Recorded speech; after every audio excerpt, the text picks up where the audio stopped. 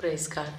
பல விதமான சோதனை நம்ம வாழ்க்கையில் வரும் பொழுது எந்த அளவுக்கு தேவன் மேலே பற்றுதலாக இருக்கும், நம்மளுடைய நம்பிக்கையின் அளவு எந்த அளவுக்கு இருக்குது.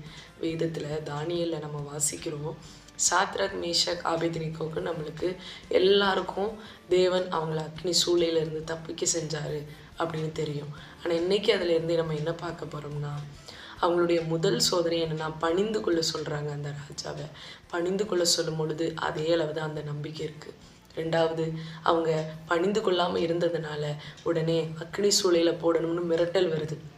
ஆனாலும் அவங்களுடைய நம்பிக்கை அப்படியே தான் இருக்குது. அந்த சோதனையிலையும் அவங்க அந்த நம்பிக்கையோடு கூட இருந்தாங்க. மூன்றாவது, 7 மடங்கு ஆக்கணும்னு சொல்கிறாங்க. அப்பவும் அவங்க சொல்கிறாங்க, இல்லை, என் தேவன் தப்பு வைக்க வல்லவராக இருக்கிறார் அப்படின்னு சொல்கிறாங்க. பாருங்கள், அவங்க ஒரு சோதனை வந்துச்சு, 2வது சோதனை வந்துச்சு, 3வது சோதனை வந்துச்சு.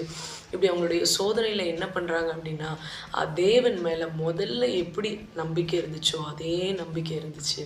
இதை தான் யாக்கோப்பில் 1:2-3 வாசிக்கிறோம்.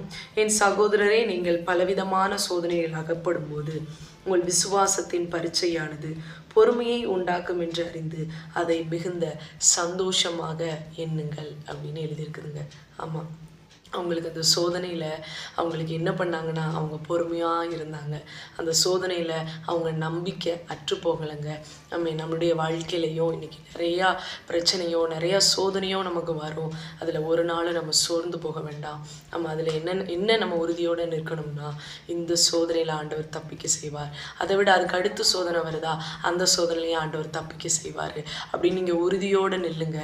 இப்படி சாத்ராக் மேஷாக் ஆபேத்நேகோவை அந்த எரிகிற அக்கினி சூளை உள்ள இருந்து ஆண்டவர் காப்பாற்றினது போல உங்களை மேற்கொள்ள விடாம, நீங்க எந்த பிரச்சனையில இப்ப இருக்கீங்களோ அந்த பிரச்சனையிலிருந்து உங்களை ஆண்டவர் தப்புவிக்க செய்ய வல்லவராயிருக்கிறார். ஆமென்.